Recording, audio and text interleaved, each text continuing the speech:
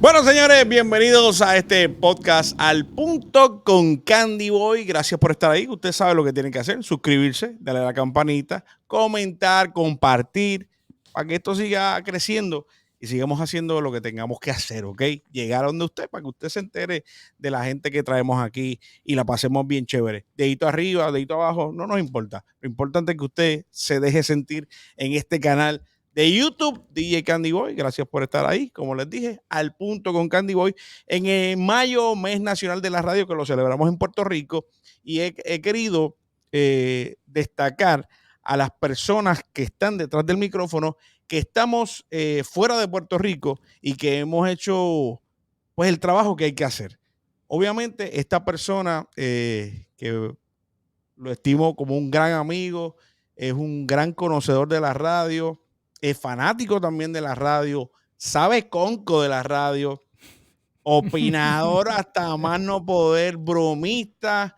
Siempre lo he catalogado como un tipo que es un camaleónico en este mundo, porque se adapta, no importa el formato, pero siempre hace el trabajo que tiene que hacer.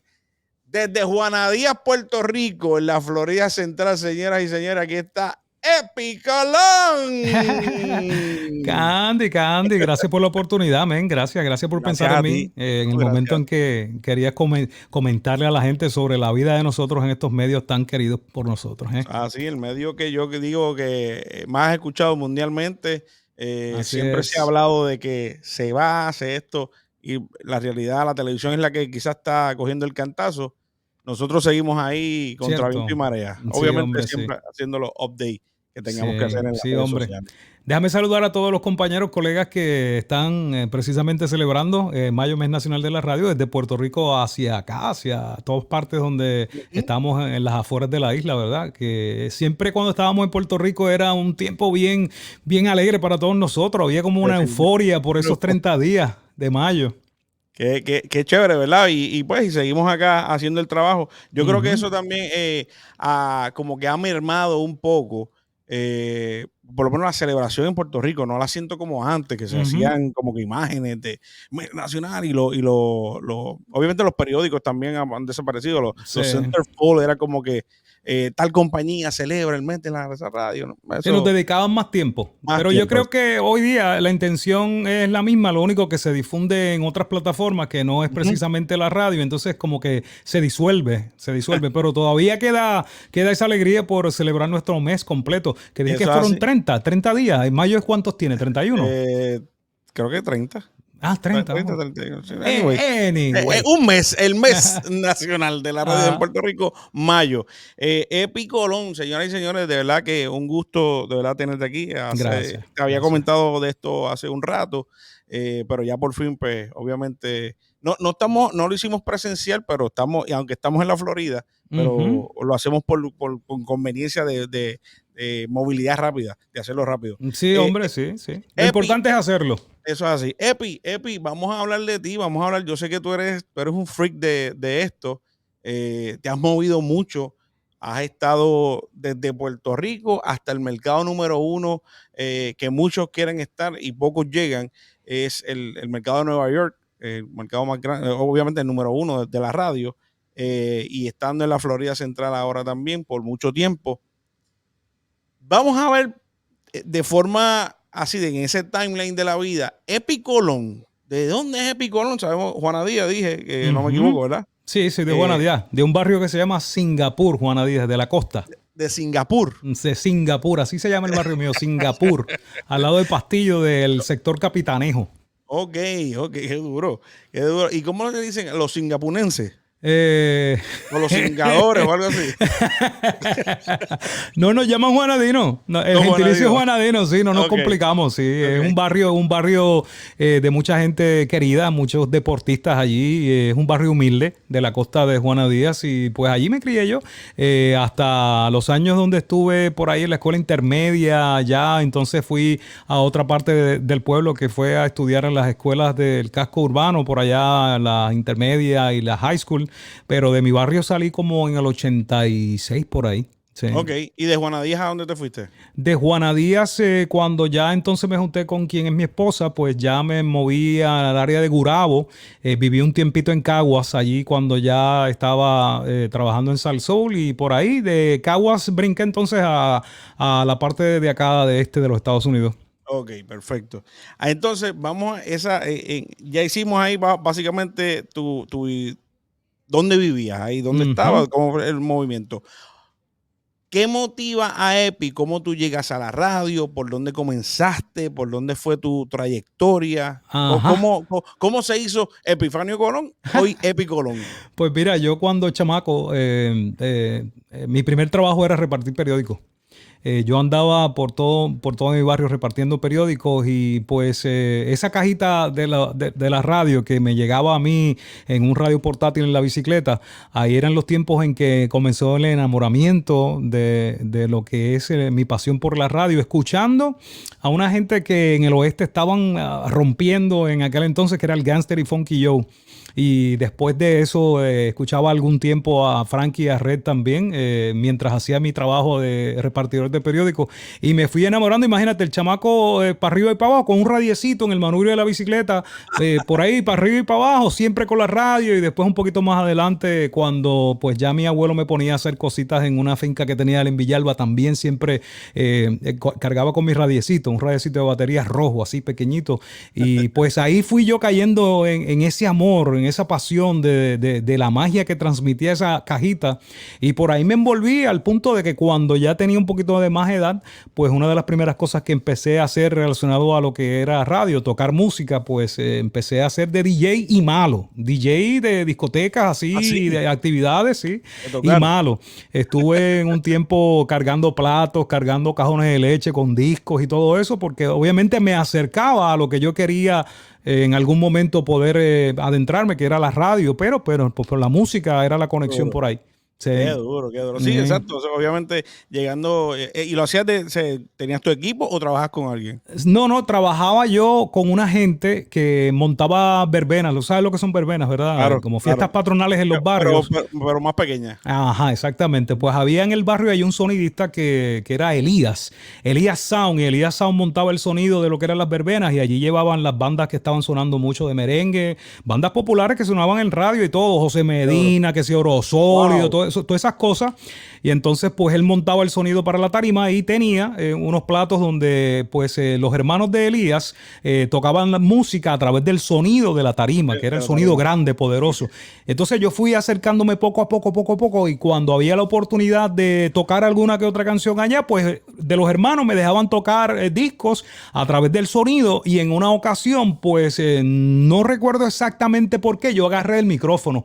Wow. Y fue para dar un anuncio de, puede ser algún carro, algún niño que estaba allí suelto sin sus padres. No era nada de animar. Entonces cuando yo proyecté por ahí, por esas bocinas, esa voz, como que eso me dio fuerte. Decir, contra, estoy hablando, no estoy en la radio, pero estoy hablando por un sistema, y mira cómo la gente está respondiendo, poniendo atención. Y por ahí algo ahí de eso que me encaminó. Qué duro, qué duro. Y entonces... Luego de esa pasión que descubriste en ese momento, ¿dónde es que pasa Epi Colón del micrófono de esa tarima, de esa verbena, entonces a tener su oportunidad en las ondas radiales? Pues mira, presentado, yo seguí escuchando la radio que me gustaba. Esto era en los tiempos donde los muchachos hacían unas cosas extraordinarias a través de la radio, y tú te quedabas eslembado escuchando cómo era que ellos podían hacerte creer que estaba ocurriendo X historia y musicalizarla con todo lo que eran los elementos de audio, los efectos y todas esas cosas. Y empezó pues a darme fuerte el que yo quería, por alguna razón yo quería llegar a poder hacer eso. Entonces me le acercaba a la gente que ya yo sabía que montaban remotos de radio, por ejemplo, cuando habían inauguraciones en el área sur, donde iban a inaugurar X tienda, pues allá iba la emisora tal a llevar un equipo a transmitir. cuando se usaba el Marti, que era la cajita aquella para transmitir a través de la antena de la emisora, pues yo estaba bien pendiente a todo lo que eran inauguraciones y si había radio, pues yo me le acercaba al técnico, me le ofrecía para ayudar, mira, te puedo ayudar. De una vez terminaban todo, pues yo pues ayudaba a cargar cables, la antena, los elementos que se usaban para la transmisión y de ahí fui conociendo técnicos que hacían ese trabajo. En una ocasión estaba en Ponce, cargando equipo después de un remoto que hubo en el Centro del Sur Shopping Center con el encargado de una emisora que a la misma vez era el programador de una emisora en Ponce que era 93.3, que en aquel entonces tocaba rock, era un formato de música, imagínate, de los 80. Te estoy hablando como tipo 86 por ahí, 85, 86, donde esta era una emisora de un público pues rockero y ese tipo de cosas. Entonces estaba este hombre haciendo este remoto para una tienda y cuando termina yo le digo, mire, don Tommy Mayoral, le voy a ayudar y sí, él, sí, con mucho gusto. Entonces ahí le pude decir, le expresé, wow, a mí me encantaría en algún momento poder ir a la estación de radio y pues hacer una audición, porque ya se hablaba de que a través de una audición era que ellos iban a saber qué potencial tú tenías. Entonces me le presenté como una opción y se lo dije en esa ocasión y óyeme, estoy hablando de que eso fue terminando el 86, ese remoto. Y entonces, cuando empezó el año 87, yo seguí ahí con mi pendencia de entrar a la radio. Y el 14 de febrero, ese fue el primer día que yo salí en una estación de radio hablando por micrófono. Wow. Pero me avisaron el día antes, que fue viernes 13 de febrero del 87, porque una muchacha que se supone que era la que cubría el turno en la tarde del sábado, iba a ser el día de enamorados 14 de febrero de ese año, pues había puesto la renuncia el 13 de febrero en la tarde. Y este señor al cual yo me le acerqué y le dije, mira, a mí me gustaría de alguna forma, óyeme, me llamó el 13 de febrero Tommy Mayoral y me dijo, mira, que tengo una oportunidad, ¿tú crees que mañana tú puedas estar acá en la estación para que vayas al aire? O sea, no se trataba de que vamos a hablar, no, quiero que me cubras ese turno. Así y entonces, así de una, yo le dije, bueno, pues sí, estamos hablando de yo tenía 16 años en ese momento. En el 86 yo tenía 16 años, entonces pues yo le dije, pues sí, claro. Entonces hablé con mi papá, le dije que si me podía, le pregunté que si me podía llevar a la estación. A eso el turno era para hacerlo de 3 a 7 de la noche, era sábado, pero que si me podía llevar a la 1 porque el señor iba a estar allí un sábado esperando que yo llegara para decirme, pues mira, pues yo nunca había tocado una consola de radio, de esas así, de las viejecitas. Entonces él me explicó y allí yo creo que hasta la oportunidad que me dio él, el hacerlo así donde no había administración ni nada, fue como corriéndose el chance él. Porque se vio como contra fin de semana enamorado, yo quiero hacer algo, si lo tengo que cubrir yo me pillo allí, pues déjame llamar a este chamaco. Y ese fue el día en que yo comencé en la radio, 14 de febrero del 87. Que lo que dije fue al aire fue Coquí FM Power 93, aquí está el grupo Heart Alone. Esa fue la primera vez que yo dije algo. Esa fue la primera vez que yo dije algo y después de ahí la hora y cositas así. Sí, fuiste. Y obviamente ahí era en pasta. Sí. Bueno, había pasta y también ya se estaba introduciendo. Fíjate que ese era el tiempo en que ya estaba el CD llegando. Y el CD que yo toqué por primera vez, digamos como al mes siguiente, 2 meses después, fue ese primer disco que yo toqué en pasta. Lo toqué después en CD, que fue Heart, el disco, el tema Alone. Y era un demo que enviaba yo creo que era la Sony en aquel entonces, donde le mandaban el demo a las estaciones de radio. Y el único disco que había en CD era ese, Heart Alone. Y ahí pues yo, tú sabes, de las primeras veces que toqué algo. Sí, en digital ahí, sí. Qué duro. Épico. Entonces, así se llama Coquí, ¿verdad? Coquí FM Power 93, que era una emisora, ellos tenían también una emisora AM de noticias, WPAB, una institución en noticias en el sur, que de hecho después ahí me dediqué más a trabajar en WPAB porque lo que había por el momento era fin de semana en la FM, pero esa era la FM de la emisora de noticias.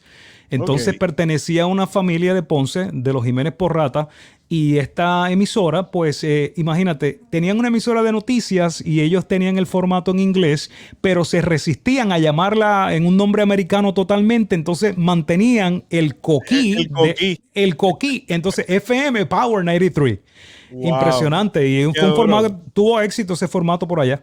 Y obviamente, pues, en esa época que era el rock o la salsa o música tropical, que era como que lo que esa guerra de rockeros y cocolos. Sí, Pero exactamente, sí. estabas en esa vuelta del rock. Y tú eras rockero, o sea, conocías Sí, la pues música. mira, incluso este señor que fue, como te tengo que decir, fue la primera persona que me dio la oportunidad, Tommy Mayoral. Él era de estos programadores que le ponía nicknames a los talentos. Entonces allí estaba el rockero mayor, allí estaba el lobito que era José Negrón, allí estaba Efraín Loyola. ¿Tú sabes quién es Efraín Loyola? Efraín Loyola fue después un promotor de música en las estaciones de radio para diferentes compañías de disco, pero era también DJ de esa emisora. Allí estaba Nelson Bermejo, que es un gran talento puertorriqueño. Nelson Bermejo, un gran amigo mío. Y ahí estaba Nelson Bermejo, estaba la chica británica. Entonces, ¿qué faltaba ahí? Faltaba ponerle nombre a un gordito que había llegado, que pesaba 223 libras en ese entonces se le ocurrió a él decirme el Fat Rocker. Yo era el gordo rockero, con pelo largo y todo eso. El Fat Rocker. Entonces decía en las promos y cosas, decía 223 libras de puro rock, The Fat Rocker. Y una cosa bien bonita que hizo Tommy Mayoral, sí. Y digo, haciendo alusión a sí. que no rebajaste en ese momento, pues si no. No.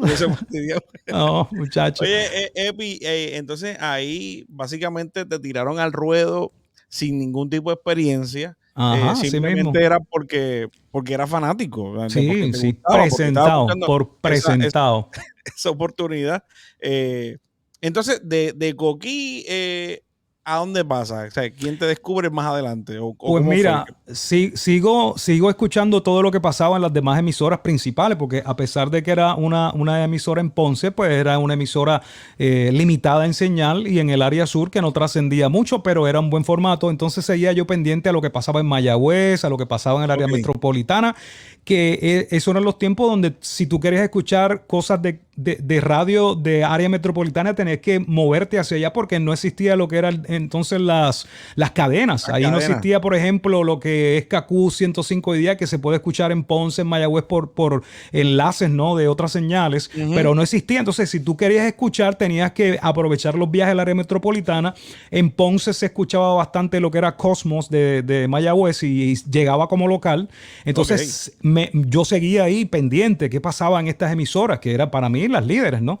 Entonces, se me da la oportunidad, estando en la 93.3, había una emisora localmente, la 101.1, que era una emisora de señal limitada, pero era esta emisora, Candy, que mis amigos de la radio, colegas, deben traer a recuerdo esto, que era una emisora bien competitiva, era una emisora bien alante de los tiempos en cuestión de equipo. Esta emisora tenía, el branding eran unos jingles hechos por acá por las compañías que conocemos tú y yo, ¿verdad? Que hacen jingles estos bien bravos. Era, para que tengas una idea, y nosotros lo veíamos así, ¿verdad? Era como una KQ 105, pero en Ponce. Ok, local. Sí, local, pero bien montadita. Entonces, pretendía competir con un monstruo de emisora como lo era Radio SAR 101.9 y siempre nosotros en la ilusión, ¿verdad? Y te digo nosotros porque después de 93.3 pasé a lo que era Río 101. Y siempre estábamos mirando a Radio SAR, una emisora líder de grandes talentos, poderosa señal, y siempre mirábamos para allá qué podíamos hacer. Entonces, se creó como un formato donde incluía programas de entretenimiento y una música top 40 bien montadita, bien apretadita, y era para nosotros nuestro gran proyecto en el sur. Claro. Sí, sí. Ahí entonces no llegué a hacer nada al aire como tal, sino que pues ya en la 93.3, te estoy hablando entonces, vamos a ponerte como del 90. Yo estuve como del 87 al 90 por ahí en 93.3 en Coquí. Y en ese entonces ya Tommy Mayoral se estaba retirando de ser el programador y llegó, ¿sabe quién? A ser el programador desde Radio Heavy en Mayagüez. ¿Quién? Edwin Santiago, el Heartbreaker. El Heartbreaker. Ese era el programador, ese era mi jefe, ese es mi amigo, mi hermano, y desde aquel entonces aprendiendo un montón con él, porque es uno de los más que admiro y que aprendí muchísimas cosas, entre ellas el hecho de que Edwin era una bestia en lo que era producción. Si tú no lo sabes, Edwin te montaba unas producciones, unas promociones, el branding de la emisora y todo eso con equipo limitado, que era de estos tipos que tú tienes que mirar y decir, wow, pero esto es un cirujano, yo no sé qué rayos es este tipo, con aquellas manos chiquitas, que parecía, no sé, algo de otro planeta. Y cogía ¿Cómo hizo eso? ¿Cómo? No, y creaba unos efectos cortando la cinta. De ahí sale la interacción que yo tuve mucho con elementos de producción, de ver a Edwin Santiago metiéndole mano ahí a la edición, ahí cruda, con la navaja, con el splicing tape y todo eso. Y eso me llamó mucho la atención, mucho más que estar al aire. Pulirme en eso para mí era una cosa y decía, contra, mano, porque no habían programas, no habían software, era todo hardware.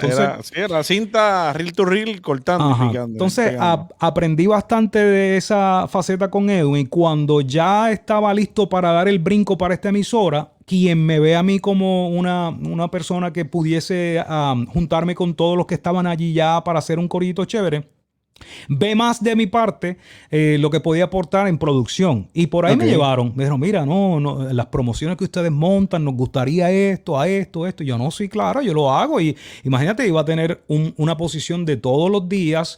Iba a tener una paga, pues, como una persona chévere, con flexibilidad y todo. Entonces, a veces tú mides eso y dices, ¿qué? Olvídate del aire, no me gusta mucho, me gusta esta otra parte. Entonces, por ahí me metí, ahí le eché para adelante. Me preocupé por aprender mucho de eso, lo que era producción, y ahí fuimos creando cosas más interesantes. Hacían cosas muy buenas allí cuando yo llegué, pero se puso la cosa más interesante porque ahí fue donde vino, por ejemplo, a brillar mucho Danny Cruz, Ronnie de Hyper, Bebo Adames. Allí fue una tarima donde muchos de nosotros, excepcionales talentos, brillaron bastante desde el sur. Y por básicamente, exacto, eso te iba a decir. Entonces, corillo como que del sur, que había mucho talento que estaba ahí, pero había mucho talento en otro lado que era Mayagüez, de Puerto Rico. Pues nosotros creamos, vamos a decirlo así, ¿verdad? El facsímil razonable de lo que se hablaba de Mayagüez con ese grupo de gente bien talentosa, se creó en Ponce con todos estos nombres. Y si se me está quedando uno de los muchachos, que me disculpen, pero ya mismo lo puedo decir, que perseguíamos lo mismo. O sea, no podemos estar en Radio SAR porque cada uno de nosotros era una emoción y una visión que teníamos de futuro de poder estar en Radio SAR, porque era la tarima grande de poder hacer algo en radio, por lo menos en el sur, ¿verdad? Pero en el caso mío nunca pude. Hay compañeros míos que sí pudieron antes de estar en Río también. Danny Cruz estuvo en Radio SAR un tiempo. Ronnie estuvo en Radio SAR, tuvieron su chance. Yo no pude estar en Radio SAR por 20... Ese era mi sueño. Pero me acercaba... Mirabas allá, pero no llegaste. Sí, no. Me quedó grande de momento ese caballo. Así te lo puedo decir, sí. ¿En serio? ¿Tú crees? Sí, no. Conocí a gente también, como me le acerqué a Tommy Mayoral para dejarle saber que yo quería, ¿verdad?, entrar a la radio. Pues yo conocí ahí, por ejemplo, a José Gemelo, y a José Gemelo yo le escribía. Yo tengo una anécdota bien buena con Radio SAR, que yo creo que por eso fue que no se me dio y te la voy a contar ahora. Gemelo Gemelo, José Gemelo y el hermano tenían, fíjate que Radio SAR estaba tan adelante en sus tiempos, pero bien adelante, que ellos tenían, cuando el tiempo de las discotecas empezaron a tocar videos en los parties, ellos tenían Discocinema FM. Oye, eso, te estoy hablando de 80 y yo no sé, no exactamente, no recuerdo. Y Discocinema FM era la discoteca que todo el mundo quería tener, era lo nuevo, lo que estaba entrando, que tú montabas un party, montabas estas pantallas y el DJ a VHS te tocaba las canciones en video. Y eso era Radio SAR con Discocinema FM. Entonces José Gemelo era quien manejaba eso con el hermano y era una aventura de tener a esa gente en los parties. Pues entonces yo empecé a dejarme ver por José Gemelo. Yo tenía en ese entonces una prima que había llegado de acá de Estados Unidos y era una blanquita ella, buena gente, linda. Y entonces un día yo me dejo ver con José Gemelo porque yo me convertí en groupie de la radio, ¿ok? Sí. Entonces yo cuando escuchaba que Gemelo estaba en el aire, yo trataba de buscar la manera de poder ir a ver a Gemelo en la estación, ¿verdad? Entonces en una ocasión estoy con mi prima se me ocurre de que mi prima, que podía guiar, le digo, llévame allá, que voy a saludar a un amigo que tengo ahí en esa emisora de radio. Y cuando voy allá, en ese entonces, Gemelo quedó loco con mi prima. Y yo, espérate, aquí está. Porque si yo lo traigo por ahí, a lo mejor lo enamoro por acá, y si hay un chance va a ser más fácil. Entonces empiezo a hablar con Gemelo, y Gemelo, que sabe de que yo quería, ¿verdad? Que hubiese esa oportunidad, me dice, Epi, entrar aquí, mano, es cuestión de que ellos escuchen y eso, creo que tú puedes hacerlo. Es más, y te voy a decir más. Tú sabes que tú para trabajar aquí tú no necesitas tener un título de universidad ni nada de eso, o sea, para que te anime, o sea, porque yo le dije, no, es que yo no tengo estudios, es comunicación y eso, porque Radio Zar era un tipo de emisora que inspiraba a uno, pero pensando en grande. No, okay. Te van a pedir un título, una cosa, sí, ¿verdad? Sí.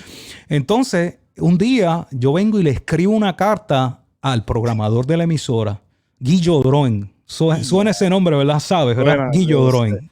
Un maestro, pero una cosa de lo más duro que ha existido para nosotros en la radio. Entonces le escribo, mire, señor Droin, así, que yo conozco a José Gemelo y he conversado con él y le he dicho mi interés de Radio Zar y esto. Y le escribo, y además él me dice que pues en cuestión de estudios, yo soy un chamaco, ¿verdad? Y en cuestión de estudios no hay que tener un grado así universitario de comunicaciones ni nada. Óyeme, zumbé la carta y Guillo Droin pues llamó al número que yo había dejado y me citó a la emisora. ¿Cómo? Y me citó y yo llegué a la emisora y estoy esperando en el lobby de Radio Zar allí.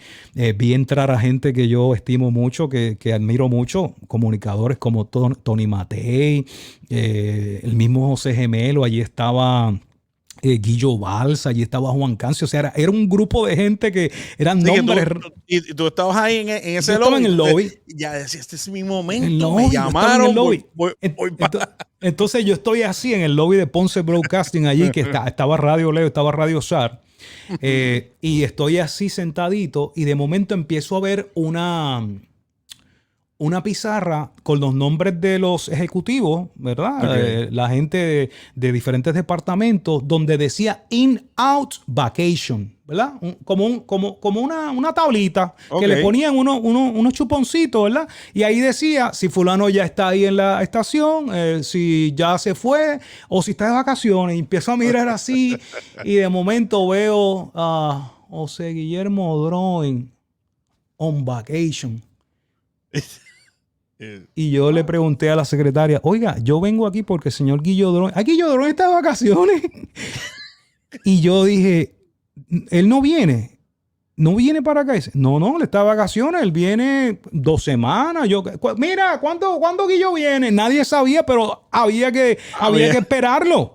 Y decía, y no fue que entonces él me citó sabiendo que no iba a estar aquí. Bueno, me fui, mano, bien triste, frustrado. Y cuando logré hablar con él, muchacho, me dio un speech y me dijo, oye, te voy a decir algo, aguacate, porque yo cuando quería decirle a alguien y minorizarlo, decía, mire, usted es un aguacate, mire, aguacate, yo estudié 12 años de humanidades, así, usted no puede decir que en la radio no se necesita tener educación, chacho, y yo, Dios mío, pues yo lo que le había dicho era, mira, yo no estoy preparado, sí, pero creo que tengo pero tengo el talento. Pero así y después yo le dije en la llamada, no, porque yo hablando con José Gemelo, que José Gemelo dijo que aquí no hay que estudiar. Yo voy a hablar con José Gemelo. Y yo no sé qué pasó después. José Gemelo siguió trabajando allí. Okay. Son ignorancias de un chamaco que lo que quería y soñaba era con estar aquí. Exacto, tenías esa, pero esa oportunidad, pues posiblemente podemos pensar que eso fue lo que te cerró la puerta posiblemente, a estar ahí. Sí, porque le resté a lo que era el medio, ¿no? Le resté a lo que era el requisito para poder estar allí. Y que quizás más a él también me decía que ahí te la dejó caer, porque sí, te digo, yo estudié y tú me vas a decir a mí que tú quieres hacer esto y no tienes estudio o preparación. Así es. Pero anyway. Y entonces ya cerrándose esa puerta que obviamente no pudiste estar ahí, ¿qué pasó luego? Bueno, pues seguí metiendo mano. Allí se me da la oportunidad de hacer grandes cosas en lo que era producción.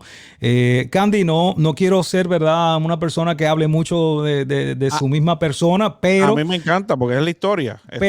Allí yo me encargué de muchas cosas interesantes, las promociones que se hacían, competían con lo que había en el mercado. Estábamos competitivos con lo que demandaba el mercado. Unas promociones, un branding de la emisora, lo estábamos llevando bonito. ¿Qué pasa? Me estaba destacando, en otras palabras. Entonces eso llegaba al oído de gente que pasaba por allí por Ponce para seguir hacia el área metropolitana. Gente como Billy Fourquet, le gustaba mucho lo que pasaba allí con todos nosotros, no solamente yo, con todos nosotros. Billy miraba mucho lo que era esta emisora en Ponce porque le gustaba. Era gente joven que estaba empeñada en demostrar, ¿verdad?, que había talento y todo ese tipo de cosas. Y en una ocasión, llega también a los oídos de Junior Soto de que en Ponce estaban pasando unas cosas muy interesantes. Junior Soto, te estoy hablando de Junior, el director de programación de Sal Soul. Ya estamos entonces entrando en el 93 por ahí y Junior le pone bastante atención a lo que era la radio en el sur, porque yo no sabía, después me enteré que el interés de unos Radio Group en ese entonces era que iban a adquirir más emisoras para agrandar lo que era el network de ellos, la cadena de ellos, y ellos tenían en la mira en el 93, como por ahí, como empezando, comprar la 101.1, que en el largo del tiempo la compraron, fue después propiedad de unos Radio Group, al igual que compraron 101.9 Radio SAR, y por ahí es que transmite Fidelity. En el 101.1 por ahí era que transmitía Sal Soul con la cadena. Entonces, antes de que ellos compraran, Junior, pues de todo lo que se le ocurría a él, tipo maravilloso, mano, en esto, se le ocurre que era buena idea darme la oportunidad, pero entonces Junior pensó en mí para la oportunidad de producción y también pensó en mí para ponerme al aire. Porque en 101.1 yo no estaba al aire, yo era básicamente asistente del programador, era el que me encargaba de producción, producía para lo que era el show de la mañana, el primer show mañanero que tuvo Ronnie de Hyper, Danny Cruz, pues fue un junte que hicimos allí nosotros, que se llamaba La Bachata y tuvo mucho éxito dentro del público, ¿verdad? Limitado para nosotros en el área sur, pero tuvo mucho éxito. Pues entonces Junior me da la oportunidad de estar en Sal Soul en el aire, pero también pues me hiciera cargo de la producción de Sal Soul. Eso te estoy hablando ya 93. Empiezo en Sal Soul en el 93 y cuando ya estoy madurando, entrando en forma, conociendo el sistema de lo que era Sal Soul, porque estamos hablando, mira, comencé en el 87 en un formato de música rock.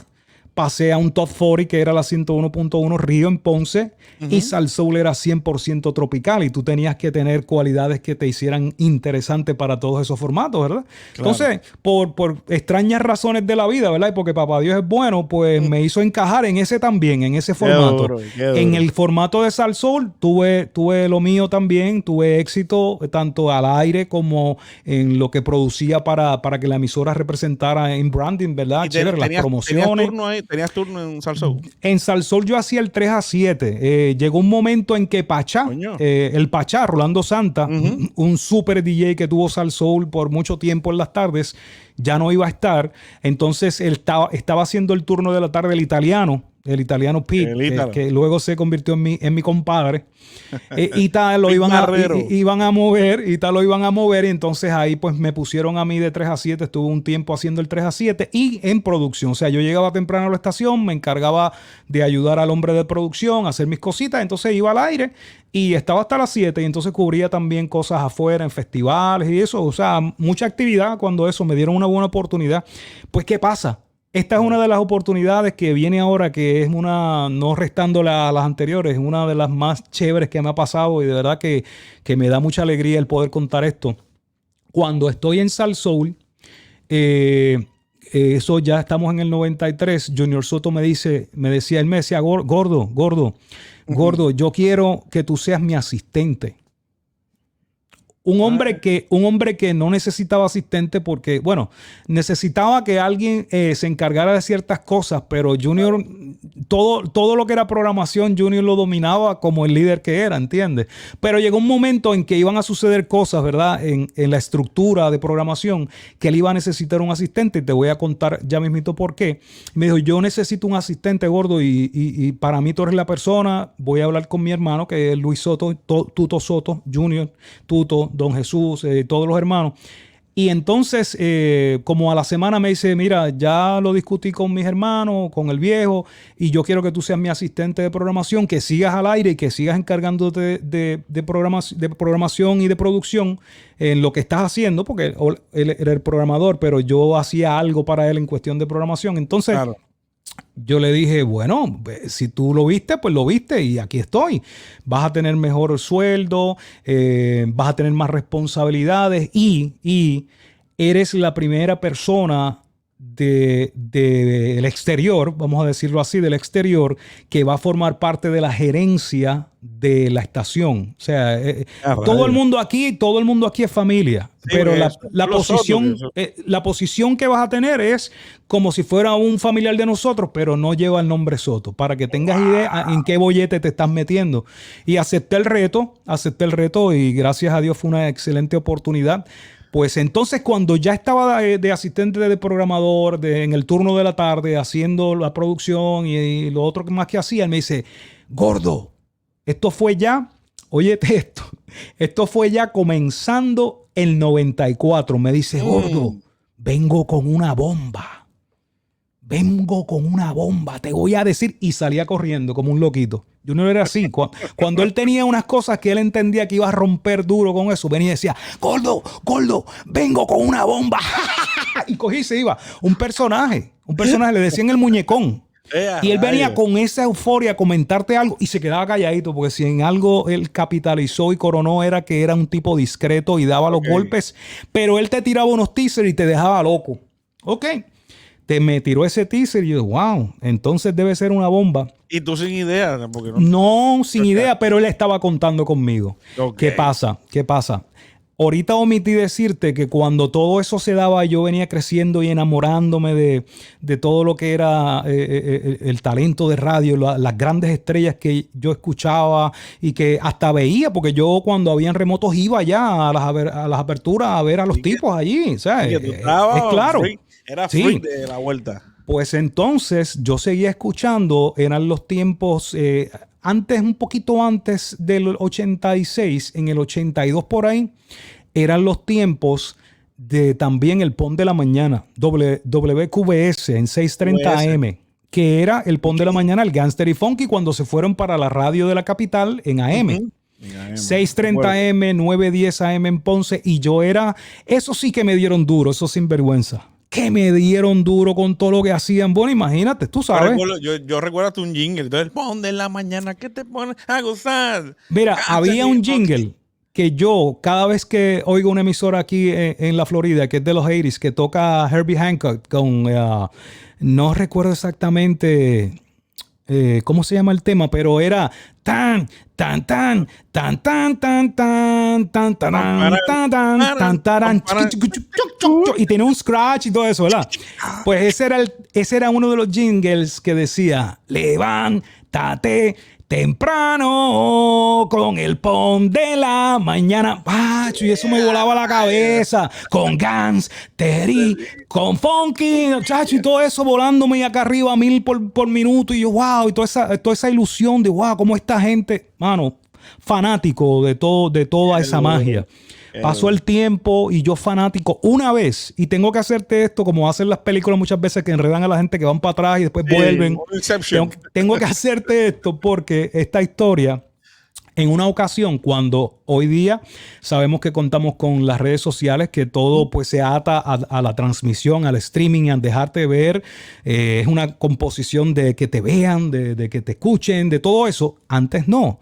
antes ver a un personality de la televisión, o debo decir de la radio, tenía que estar pasando algo en la televisión que ellos los invitaran.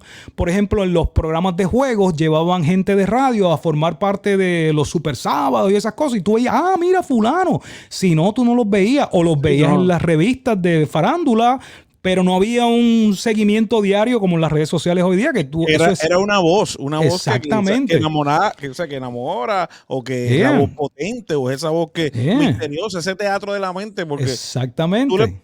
Había que ponerle una cara a la voz, eso. Que a veces ni era. Pues oye lo que se inventaron estos bandidos. Estos bandidos en los tiempos de WQS decía el monstruo AM. Ese era uno de los slogans, que sacaron miles de slogans y todos estaban buenísimos.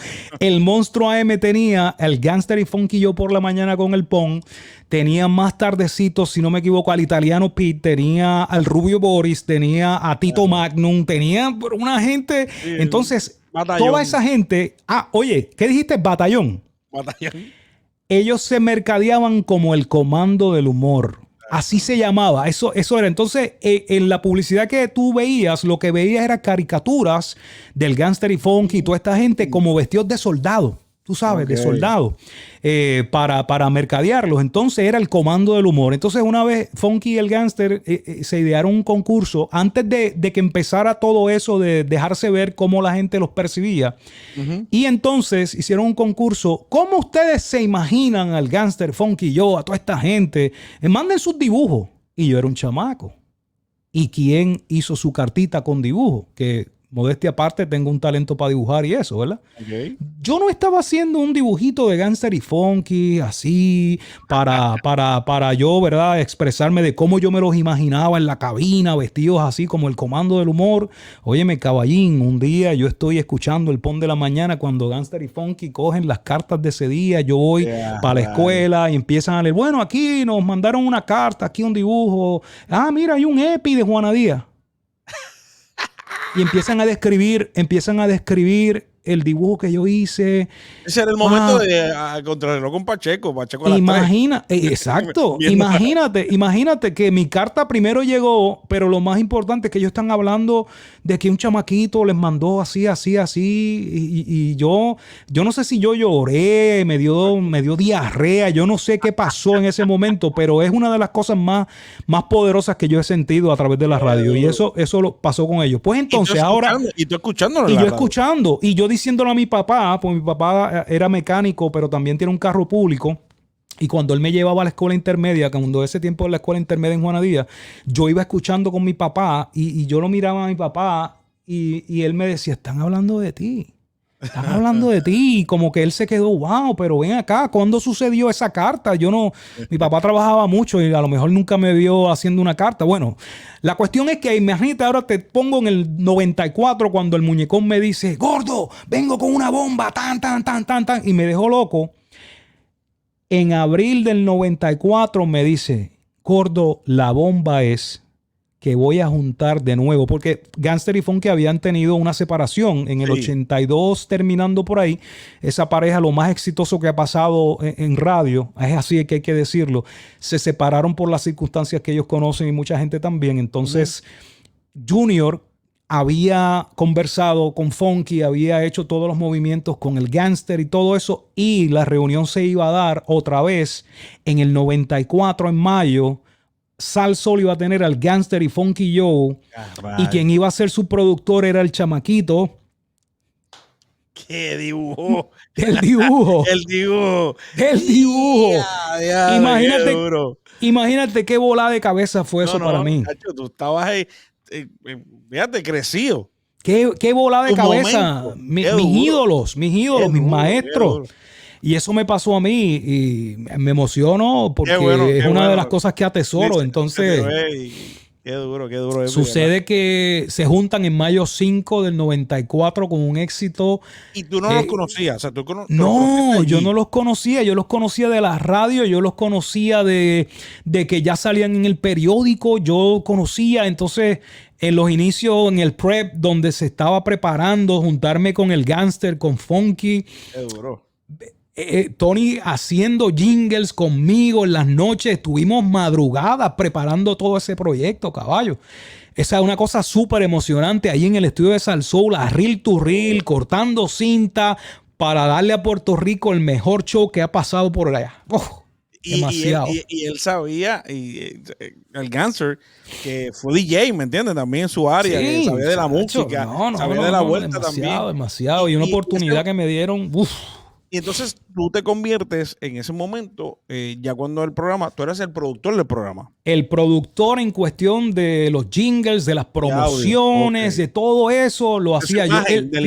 Lo que ha venido haciendo o que venía haciendo Wilfred Morales por años, claro. Eso lo comencé haciendo yo en el 94, pero obviamente hubo una pausa cuando me fui para Nueva York en el 98. Estuve 4 años en los inicios del Bayou, pero el Bayou, con la magia de unir estos dos caballos, estos monstruos, estas bestias, eso fue un pegue automático. Ya el Bayou a los 4 meses ya era número 1, rompió todos los esquemas, acabó. O sea, ustedes saben la historia. Y entonces, ¿qué pasa? Obviamente, estás ahí en los inicios. ¿Qué te hace irte a Nueva York? ¿Qué pasó ahí? ¿Por qué sales de Puerto Rico? Bueno, pues te voy a decir, nunca pensé que iba a estar en Nueva York. Para mí, cuando yo me vi en Nueva York, yo dije, wow. Tú sabes que hay gente que sueña muchas veces con las oportunidades y las va trayendo por su pensamiento, ley de atracción o porque eso está para ti, lo que sea. Yo nunca.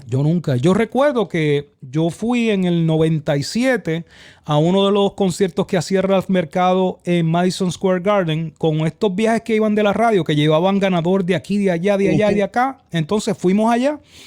En el fin de semana que murió Lady Di en el 97, creo que fue el 31 de agosto del 97, estaba yo en Nueva York en uno de estos viajes. Había gente de radio, entre ellos estaba Raúl Rivera, nunca se me va a olvidar, Raúl Rivera, que en ese entonces tenía que ver con ser dueño del Yunque, ¿verdad? En Río Grande, Yunque, la emisora Yunque, y era programador y todo. Y estábamos en ese grupo de ganadores, de gente de radio, y me dice, Epi, nunca has soñado con estar haciendo radio aquí.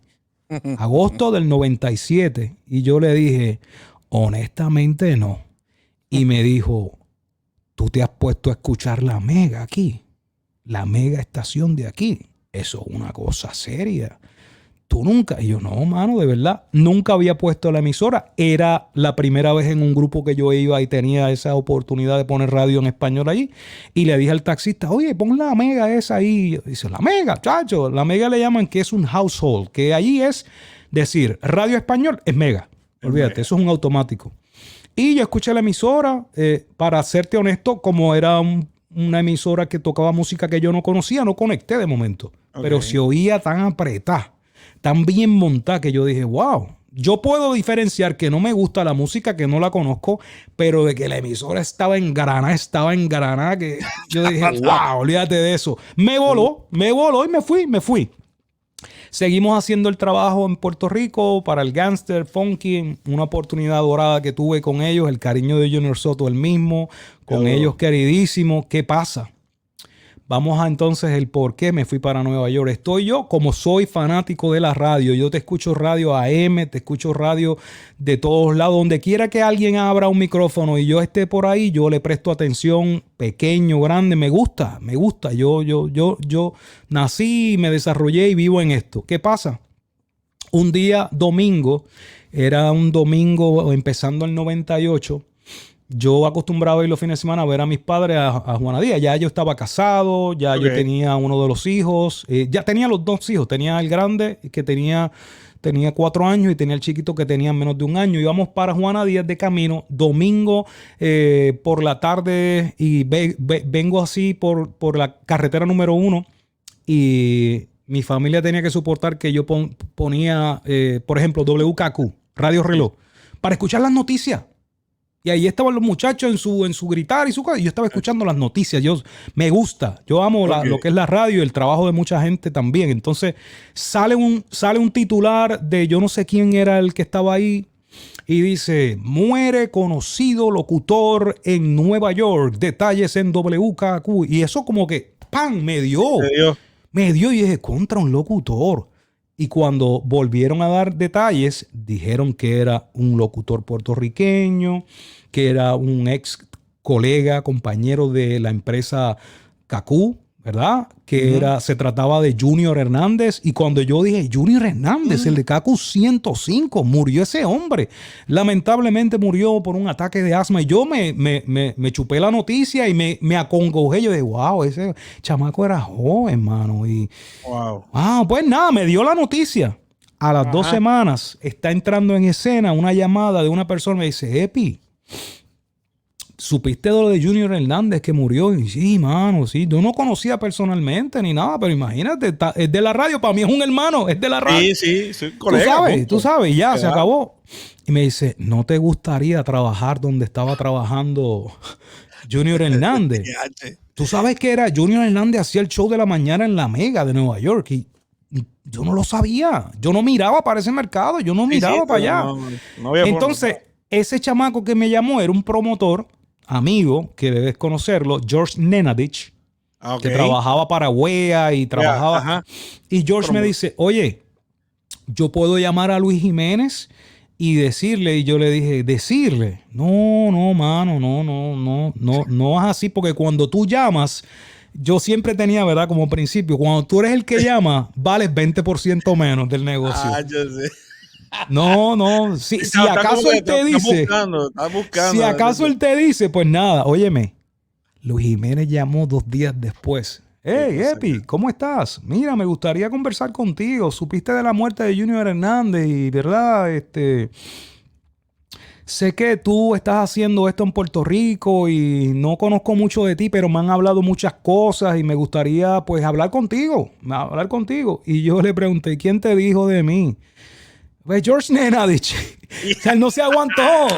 Él no se aguantó porque él a lo mejor vio. Él a lo mejor vio. No, esto hay que empujarlo. Sí. Y entonces quedé en subir a Nueva York así, de la nada, de haber escuchado la noticia de Junior Hernández en la radio. A 2 semanas y pico después, decirle, ok, pues está bien, vamos para allá. El primer día que yo voy a Nueva York, yo estoy trabajando en Sal Sol, acuérdate, estoy con la producción del Bayou y todo eso, y le digo a los muchachos abiertamente, a Junior le dije, a los muchachos le dije que me había llamado alguien, una oportunidad que yo lo más ético era escucharla, ¿verdad? Que no era por teléfono que podía atender o que quería que fuera allá, y no era una conversación con la estación, sino con el talento que hacía el programa, ¿ves? Wow, entonces ellos lo vieron como que, bueno, pues está bien, o sea, gracias por decirnos, tú sabes. Y le dije a Luis que sí que iba, y cuando el día que iba a subir, a los 2 días después, voy camino al aeropuerto, cuando eso TWA viajaba de Puerto Rico, cogí, como yo no cogía rutas excepto para ir a Sal Sol, chévere, cogí ese día, salí temprano, me metí en un tapón y perdí el vuelo para ir a Nueva York ese día. Y entonces llamé a Luis Jiménez y le dije, oye, perdí el vuelo. Y dice, no, eso no es nada, TWA vuela también otra vez a las 10 de la noche. Y yo dije, wow, 10 de la noche, eran las 11 de la mañana, pero yo no iba a volver para el sur. Yo me quedé todo el día, seteé y volé esa noche a Nueva York. Y entonces al otro día llegué allí a la estación a hablar con Luis, que no era una conversación oficial con la emisora, era con él. Era como para él sentirlo. Luis es de mucho feeling. Entonces, cuando llegué, él me hizo, te vas a llegar a este hotel allí, se llamaba el Wellington, en la 7ª y 57, y como queda cerca de la estación, por la mañana camina hasta la estación. Estamos hablando de que era febrero, mi hermano, que estaba, pero frío. Pero ¿conocías a Luis? No, o sea, no conocía a Luis. Yo no conocía del trabajo de él. No, oye, nunca había puesto la mirada en Nueva York. No. Cuando llegué a la estación allí, tempranito, yo llegué a las 5 de la mañana. El vuelo yo lo tomé en Puerto Rico a las 10 de la noche. Llegó a Nueva York a las 2 y pico. Dormí como 2 horas y pico. Y a las 5 ya estaba allí. Y Luis no había llegado. Me abrió uno de los que estaba allí con él y lo conocí ahí de momento. Y entonces, cuando Luis llegó, se metió rápido por un estudio. Y el chamaco que me abrió me dijo, mira, Luis se metió ahí. Y yo le dije, no lo voy a molestar, déjame ver. Me paré así en una esquinita. Él le había dejado la puerta abierta. Y en ese entonces era cuando estaba debutando la película de Phantom Menace de Star Wars. Y Luis era bien bueno, pero un freak de montar en los estrenos de las películas, pero para radio. Ok. Olvídate de eso. Olvídate de las radionovelas que yo había puesto por acá. Luis montaba las películas para radio y él era fanático de Star Wars. Y yo me quedé en una esquinita así. Y él estaba haciéndolo así. Decía, diablo, qué tipo este. Una cosa. Lo que yo había hecho cortando y todo esa, así, pero con una rapidez. Y él todas las voces, tipo lo que se decía de Moonshadow y todo eso. Y yo, esto es un salvaje, Dios mío. Pues nada, salió un tipo súper cool. Hablamos, tan. Y pues después por ahí me llamaron de la estación para hablarme oficialmente de que me iban a hacer una propuesta. Luis quería que fuera yo por lo que hablamos, lo que él le habían dicho que yo hacía y después lo que siguió buscando, porque él siguió buscando. Claro. Y dijo en su mente, no, este es el tipo que yo creo que complementa para lo que necesitamos. Entonces te fuiste, hablaste con Luis, de luego la estación te llama, te hace la propuesta. Entonces, una propuesta, imagino, jugosa. Pues mira, podía decir que sí, pero al yo tener familia, cuando tú tienes familia, el dinero que me iban a pagar para un soltero cuadraba. Sí, no era que no cuadraba. Pero cuando tú tienes esposa y tienes 2 chamaquitos, pues entonces tenías que jugar con dónde te ibas a ubicar. No podías pensar en Manhattan, porque cualquier cosa te puede costar $3,500 en el 98. Ya hoy día eso es una historia de terror. Pero entonces, como yo no sabía, pues entonces yo acepté, obviamente, ¿verdad? Como adulto al fin, lo vi como una buena oportunidad, pero estando allí vi que me quedaba un poco corto y entonces tuve que hacer switches de no Manhattan, vámonos para New Jersey. Cuando ya me orienté un poquito más, mira, en New Jersey tú vives chévere, no gastas tanto y me ubiqué, rendía, aparte de que con estar en la emisora vinieron muchas cosas por el lado, presentaciones en el Madison, los remotos que tú sabes que hacemos en la radio, ¿verdad? Para buscarnos el chanchito por el lado, pues caían bien y sabrosos. Y lo bueno es, hoy día las emisoras, las compañías le ponen precio a lo que tú haces como talento, pero en aquel entonces tú valías lo que tú decías. Por ejemplo, Luis y yo supimos estar en el Madison Square Garden presentando un artista y cobrando un dinero que nunca hemos vuelto a cobrar. Yo creo que ni él ni yo. Wow. En una ocasión cobramos en uno de los conciertos de Ralph Mercado allá $5,000 cada uno por presentar yo no sé a quién, no recuerdo. Y eso se repitió como 2-3 veces. Y entonces, ¿sabes qué? Tú podías decir, no, yo cuesto tanto y pues si te lo querían pagar, había ese leverage de tú poder decir, no, yo lo hago por tanto. Si no, no lo hago. De esa forma. Fueron tiempos bien productivos en cuanto a esa parte económica. Entonces, de fuera de la emisora, sí. De fuera de la emisora. Estás ahí, o sea, estás de compañero de Luis Jiménez en el Morning Show. ¿Eras tú solo con él? No, ya estaba, o sea, es que era un equipo. Nunca puedo decir que jugamos eso solo. Había un equipo allí. Ahí eran los tiempos donde estaba Luis Vega. Luis Vega, tremendo productor de imagen, jingles, las parodias. Mucha gente pensaba que yo era también el que hacía John Sperm, Juan Leche, y eso lo hacía Luis Vega. Luis Vega lo hacía, súper talentoso, montando jingles, escribiendo cosas a último momento. Voy ahora. Está llamando a alguien ahí a lo loco. Entonces, teníamos a Luis Vega, teníamos a Carolina Cadillo Skywalker, teníamos una gente en las noticias durísimo, o sea, estábamos blindados, pero Luis sabía y sabe hoy día cómo era que había que repartir los roles para que fuera algo que aportara a lo que era el todo del equipo, ¿verdad? No, este es el bueno en esto, pues por acá. O sea, Luis en eso es un caballo, de verdad. Es una cosa admirable lo que él componía como grupo. Y él despachaba a todo el mundo y así pues recibía de cada cual según lo que él había visto en potencial que ese iba a dar. Cuando me dijiste que hiciste 4 años en Nueva York. En Nueva York hice con Luis Jiménez 2 y medio. Esa es la realidad del principio. 2 y medio. Yo he estado en Nueva York en 3 ocasiones, 3 contratos diferentes. Ok. Sí. O sea, pero ibas y venías.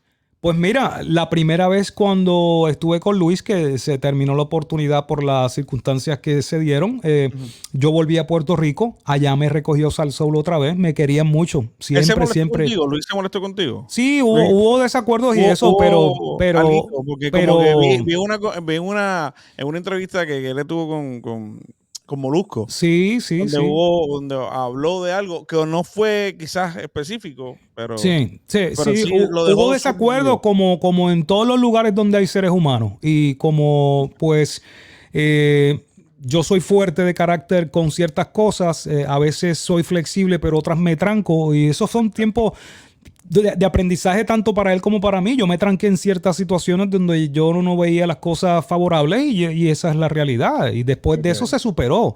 Lo que no se dijo en esa entrevista ni se ha dicho en otras es que después de esa vez que dejamos de trabajar juntos hubo un segundo intento para volver a trabajar. Y ahí pues, eso te lo puedo contar ahorita, pero sí, y hoy día tenemos una excelente relación, podemos hablar, él ha colaborado conmigo en cosas que yo he necesitado su favor en algo. O sea, nosotros estamos al punto para si a alguien se le ocurre en cualquier momento decir, déjame ver que nosotros estamos al punto para hacer cualquier cosa. Tenemos la disposición y todo. Y con esto no es que estoy brincando cuica aquí ni nada. Es que estamos subsanados ya de todas las cosas que pudieron haber pasado y que nunca fue como provocando para matarnos ni nada de esos desacuerdos de negocios y cosas. Pero si alguien algún día dice, ¿y qué tal si? Mira, chacho, es mi pana y él puede decir lo mismo y yo me entregué mientras estuve en el grupo, yo me entregué a hacer lo que yo sabía hacer, él lo reconoce así, me da mucho gusto en el que él pueda hablar en esos términos hoy día, porque si él fuera un perro, como mucha gente piensa que es Luis Jiménez no me la daría y él me la da cuando ha necesitado decir, no, esto es así, él lo ha hecho porque él es un varón, ¿entiendes? Que tuvimos desacuerdo, pues tuvimos desacuerdo, como tú lo tuviste esta mañana con tu esposo y yo con la mía. Y mira cómo estamos casados, Estamos bien. Pues. Señores, estamos al punto con Candy Boy en esta ocasión, pues dedicándole este tiempo a mayo, mes nacional de la radio en Puerto Rico, que lo celebramos.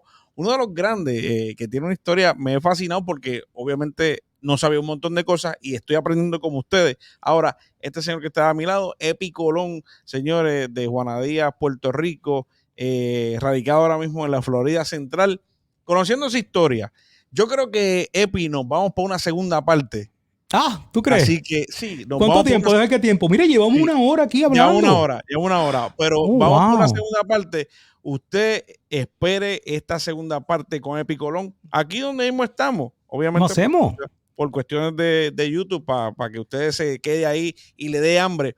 Porque ahora viene otra parte interesante donde Epi, que yo no sabía las veces que regresó, donde ya estabas también, hiciste en la tarde en Nueva York. Sí, yo hice, rápido para no matarte el pollo como dicen, volví a hacer la mañana en Nueva York en el 2001 y estuve esa ocasión en un contrato que fue, y tengo que decirlo porque es la verdad, el contrato a nivel económico más lucrativo que yo tuve fue en el 2001, un contrato bien abarcador, bien hecho y lo disfruté mucho de la gente con quien pues me rodeé en ese tiempo. Después volví en una tercera ocasión a hacer las tardes en Nueva York, pero es material para un segundo tiempo contigo, sí, yo creo que sí. ¿Tengo que ponerme la misma ropa o puedo venir con otra ropa ese día? Te puedes quedar con la misma ropa. Ajá. Señores. Vamos, señor, usted suscríbase, dele like a la campanita, compártalo, comente. Esta es una historia que, óyame, se va a quedar aquí, que vale oro. Porque usted lo va a pasar. Óyeme, estamos hablando con un duro de la radio. Hay mucha más historia de todos estos cambios que han habido y donde sigue, continúa, vive de esto. El señor Epi Colón, compártalo, suscríbase, dale a la campanita, síganos en todas las redes sociales. Usted sabe cómo es la vaina. Gracias por estar con nosotros. Esto es Al Punto con Candy Boy y vamos para la segunda parte. Con este chévere, lo hacemos. Con este que está aquí. Contigo. Contigo. Epi Colón.